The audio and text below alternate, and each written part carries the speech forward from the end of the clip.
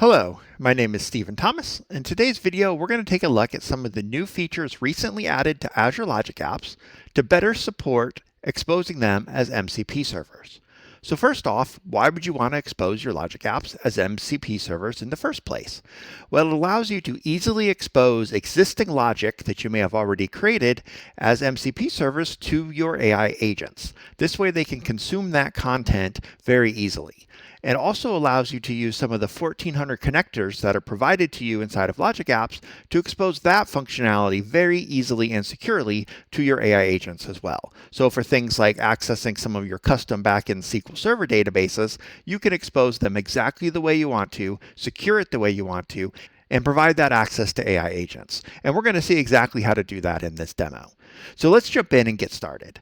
I've already logged into my Azure portal, and you can see here I have one of my demo accounts already open, and I have some existing workflows already created here. Now, prior to the creation of these new enhancements to MCP servers, if I wanted to have multiple versions of that same workflow running, I had to kind of enable and disable different ones over here.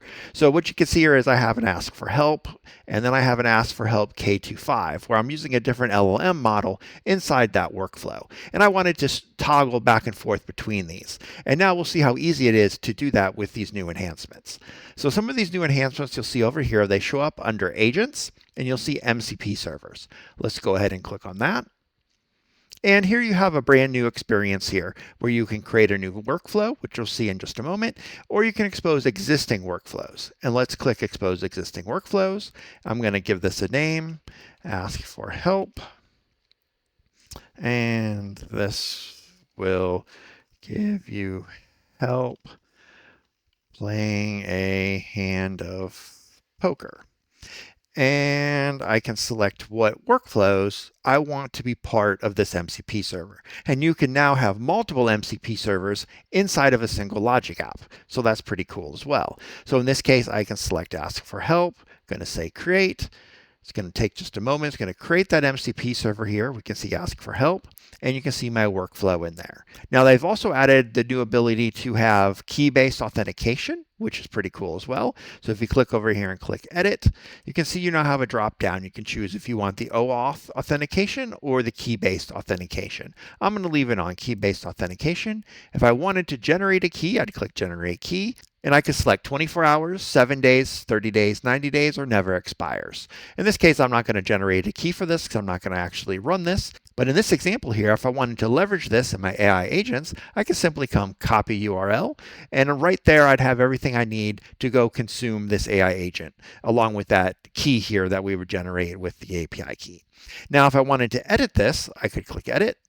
And I could change what workflows belong to this MCP server. So if I wanted to switch it to the new model, the Kimi K2.5, for example, I would just simply select that and say Update. Now, it was just that simple to make that update. Now, if there was a contract change between these two models, your AI agent should be smart enough to detect that and react to that. So this gives you a good idea how you can expose existing Logic apps as MCP servers. Now let's go ahead and create a brand new workflow that we want to expose as an MCP server. I'm going to come over here and click Create, and I'm going to say Create a brand new workflow. And in this case, I'm going to give it a name, ProductSearch, and I'm going to give it a description, paste that in here, and I can select which connector I want to include in this workflow. I'm going to click Add. I'm going to go to SQL Server, and in this case, I want to execute a stored procedure. That's all I'm going to do here. I could select multiple ones if I wish, and say select that. And I'm going to have an existing connection that I already used when I tested this out. If you didn't have an existing connection, it would prompt you to create one now. I'm going to click Save. And here you can see that it is all connected, and it does need some setup. So once it says need setup, I'm going to click the pencil icon here and give it some information here. I'm going to select the server name, which I just want to load from my connection string. Same with the database name. And here I have to select which stored procedure I would like it to call. And it gives me a nice drop down. I have this temporary one for inventory. So what this is going to do is allow me to query a fictitious inventory data store to get pricing and availability for computer parts. I'm going to select that and say Save Changes, and go ahead and register. And this is going to go ahead and create a new workflow, consume that stored procedure like we told it to, and expose that as an MCP server, which is all pretty cool stuff. Okay, now that's been created, we can come over, expand our dropdown here, and we can see our workflow has already been created for us. If I did want to edit this, I could click Edit and change and add new things to this MCP server, just like we saw before. I could copy the URL, but we're going to jump back here and get that in just a moment. For now, there is a little bit of work we need to do in this workflow before we can use it. So I'm going to go and click on that workflow, dive into it. And I'm going to finish building out the interaction to that stored procedure. So it's going to take some input parameters to execute that stored procedure. So first I'm going to click on my REST call, and I want to update the information of this request to just be a little more specific about what's going on here. And I also want to create a new JSON schema that outlines exactly what I'm expecting to be passed into this call. And it's going to be name of product, and that's going to be a required parameter. So then I'm going to come down to my stored procedure, and you can see here there's only one parameter, which is going to be the name of the product. I'm going to select that, and then go ahead and select my request item, name of product. And now that's all I have to do in order to configure this workflow to be able to call that stored procedure. So I'm going to go ahead and save that. And once that's saved, I'm going to jump back to where we were just at underneath our MCP servers, back over here.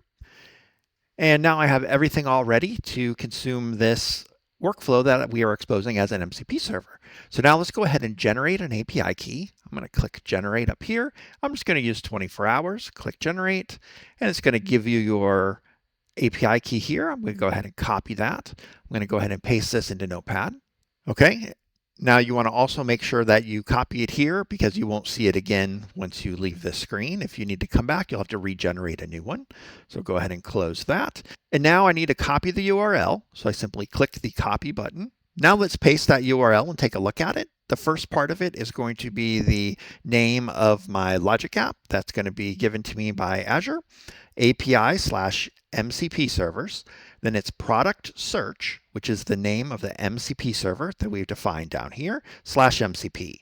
Now I'm actually using a custom domain, so I'm going to go ahead and put my custom domain information here.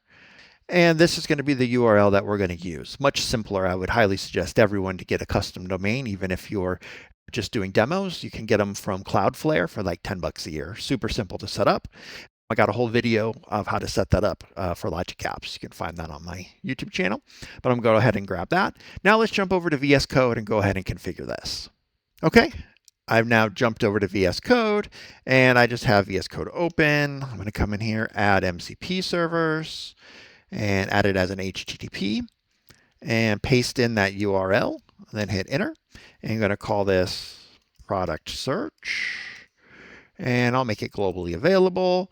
Now it set up everything here correctly, except it doesn't have our API key. So to add that, I'm going to simply paste that in here as headers, and then it's x-API-key, and then I pasted in my API key here. This is exactly the same as I just copied before. Okay, I'm now go ahead and start this.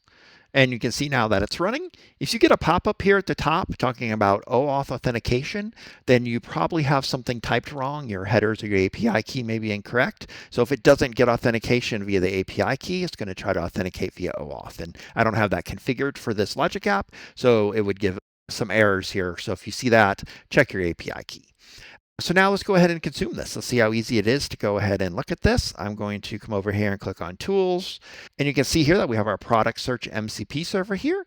And I'm going to come over here and say, what products do I have with DDR5 memory? And we'll just see here how that is going to do its search. And it's going to ask for the name of product and do that search there. I'm going to say allow. And it's going to execute that stored procedure, and we should get our results back. Here we got our 3 results. Now what this allows you to do is selectively define what you want to expose from your SQL Server through MCP. And this then allows you to have your AI agents consume that information through MCP. Now, with this, we can do much more rich information than we have here. So I can come down here and say, what RAM product will give me the most profit. And then I can ask intelligent questions about my data, no matter what that data is. And we'll see here that AI model is going to go through, it's going to calculate the cost of the RAM, the price of the RAM, the unit profit per unit times the quantity, and it's going to come back and tell us which RAM we would, if we sold it all, would we make the most profit on. Now, this was just a simple example. I could go ahead and break down and ask it all kinds of questions. Now, you could imagine if this wasn't just inventory data, if this was order data, how nice it would be to be able to expose this kind of information to users. So with that, it concludes walking through some of these new enhancements that were just released for MCP server support inside of Logic Apps. This is for Logic Apps Standard now, by the way, so if you're trying to do this on consumption, not going to be there yet. So hopefully you can dive in and leverage some of these new features. And if you like what you see here, check out my YouTube channel. I got a lot more stuff on Logic Apps and MCP servers. And don't forget to like and subscribe. Thank you.